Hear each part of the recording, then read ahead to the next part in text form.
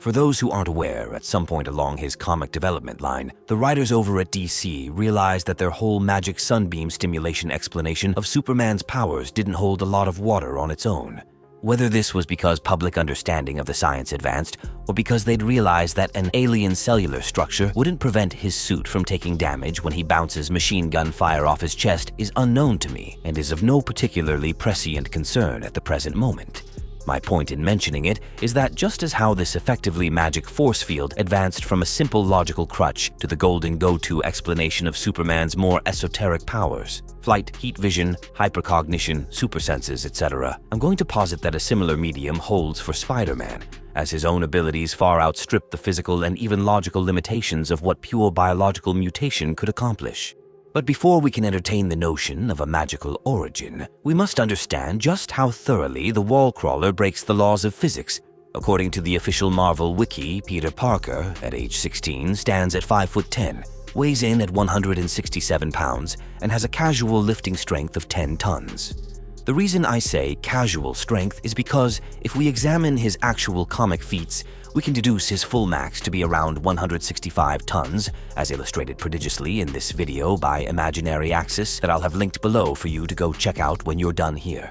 Now, why is any of this important? Well, from his original tagline, "Can do anything a spider can," we get the estimate that Peter should be able to comfortably lift circa 50 times his own body weight, similar to a real spider, which would put his max at just over 25 tons.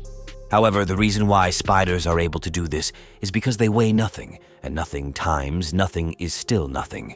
But as those who've watched my Mech Tech series, specifically the part on synthetic muscles, will be well aware, there is always a hard physical limit to how much force a mechanical system can generate. The two primary factors responsible for determining which are its material composition and its mass. Feel free to check my math on this next bit down in the comments, as that's never been my strong suit. But if I'm not very much in error, for a 167-pound person to achieve a strength-to-weight ratio of 1,976 to 1, assuming an average 40% muscle mass, his muscles would need to have an energy density similar to that of jet fuel, which I don't think I should need to tell you is not biochemically feasible. So what then does that leave us with? Well, consider Spider-Man does technically live in the same universe as the X-Men, so who's to say the radioactive spider's bite didn't simply activate Peter's latent mutant gene? And sure, on its own, you could argue this should already invalidate my previous argument about Peter's powers' scientific invalidity. And while logically you'd be correct, I'd like to raise you the observation that this is the internet, where autism is an appetizer and pedantism is the main course. And besides, comics get rebooted so often these days that, who knows, in a few years this may become the new canon. At least until some new writer or executive decides to fix their unbroken wheel for a cheap promotional stunt again. Now, all this raises one seemingly theory-killing question. Why does Spider-Man's supposed bioelectric aura not bestow on him the sort of unlimited power it does on Superman? To which the answer is relatively simple. It's the sun. Superman's Kryptonian physiology allows him to absorb certain bandwidths of cosmic radiation. These in turn are what fuel his bioelectric aura, imbuing him with the strength to literally move or break entire worlds. Whereas Spider-Man's strength is capped due to his inability to absorb more energy from external sources.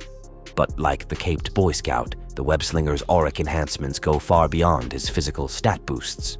It's well established in newer canon that his wall crawling is a product of his ability to alter his body's electrostatic conductivity at will, and I don't personally see it as too much of a stretch to think that the spider sense works along similar lines, especially since this is a universe where Magneto exists, a being who can manipulate magnetic fields from between galaxies.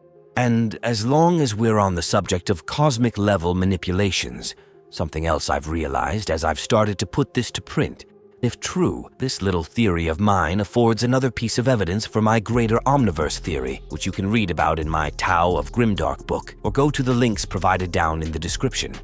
To put it as plainly as I can without retreading a million miles of old ground, the common element between the two disparate universes of radiation, of lambent cosmic energy, to be more precise, as a font of seemingly endless magical potential suggests a common medium of holding, a common source, if you will, for both self-contained continuums. My theory then is that, within the context of our comic book mythologies, the stars are the white matter equivalent to black holes, which, if we regard the theory that black holes are the entry points of relativistic tunnels, which many a fictional setting does, this then opens up for us the possibility that stars are the inverse, portals not to alternative points in regular physical space, but to the extracosmic reaches of the Omniverse, namely the Dreamlands and the Great Well, aka the Magisphere, which I've devised as the ultimate womb for all forms of magic ever put to fiction.